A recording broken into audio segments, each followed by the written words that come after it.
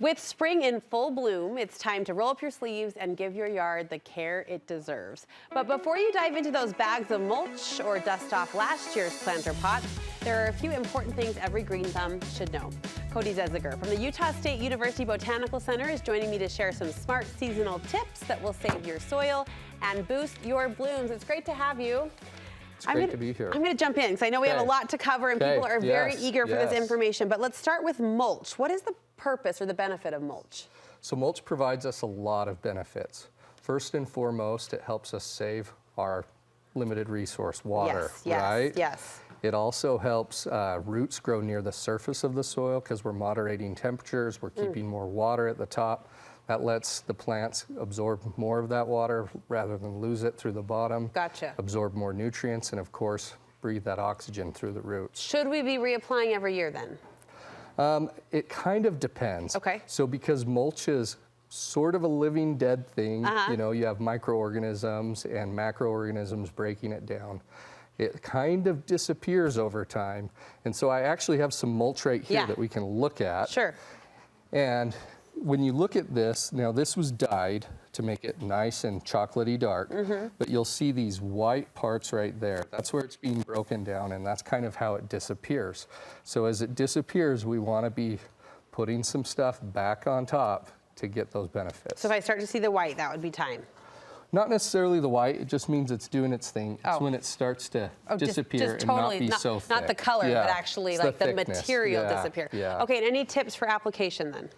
Yeah, so with our organic mulches like this shredded bark and plant material here, we typically want 2 to 3 inches applied to the surface of the soil. Okay. Now, if it's the really coarse, big, cheap stuff, maybe we want it a little bit thicker. And if it's that really fine stuff that they call soil pep, maybe we want it down into that 1 to 2 inch to make sure we still breathe. Okay, and what are the options here? Just different varieties? So right here, we've got a bunch of different things that we kind of make a cocktail of to make potting mix. Okay. But there are a lot of other mulches that I just couldn't fit onto the table today. Well, potting mix brings up my next question. I'm curious to know your opinion on how we should turn that over every year. Can I drag out the pots from last year and use what's going on? Yeah, well, luckily, I brought a pot for you. Oh, well, there it is. This is my kind of warped old window box from my house. And I did attempt to clean half of it. I see the spit shine, for the program. Absolutely. Yeah, it is a little bit of a spit shine, isn't it? It looks great. It looks great. And so this half is what it looked like after coming out of winter, and this half was me kind of working on it. And this is actually the exact same potting mix. Oh, no way. There's no difference. I saved 1 bag in the shed. Okay. And so that's the only difference. This right here, you know, it can be expensive to change out our potting mix every year. Yeah. Forgive me if this is a little messy. No, you're fine. It's what we do. It's like a solid brick that doesn't really want to absorb anything. Yeah. So if we're going to do half and half of new and old, we should probably get this wet before we do anything. And then we want to remove all of our dead plants so we just aren't transmitting any diseases. Okay. Now, if our plants had trouble like spider mites or any problems like that, maybe we want to consider tossing it all out. But you know, usually you can just add half or a third of new and maybe some fertilizer like what we have over here.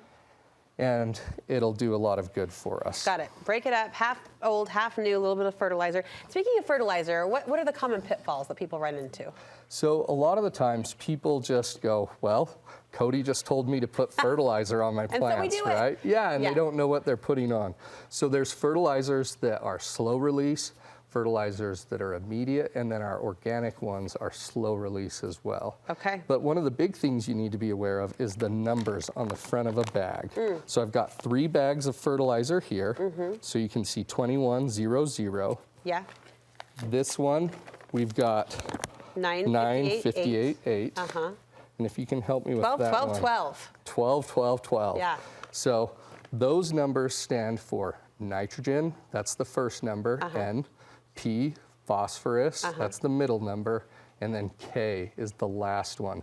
And that's important because I actually looked at the most recent 25 soil samples that were sent to me from our analytical laboratories.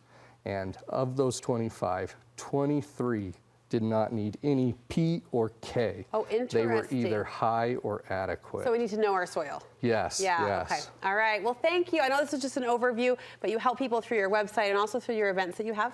Yes, so we have an event coming up the first Saturday in June at the Kaysville Botanical Center. It's called Art in the Arboretum. Fun. It's a way to celebrate all of the visual arts out in our beautiful arboretum that has 500 different varieties of trees. And we also have a car show. So if there's any car enthusiasts, please come, and it's going to be a family-friendly event. A lot coming up. Well, thank you so much for the thank info. you.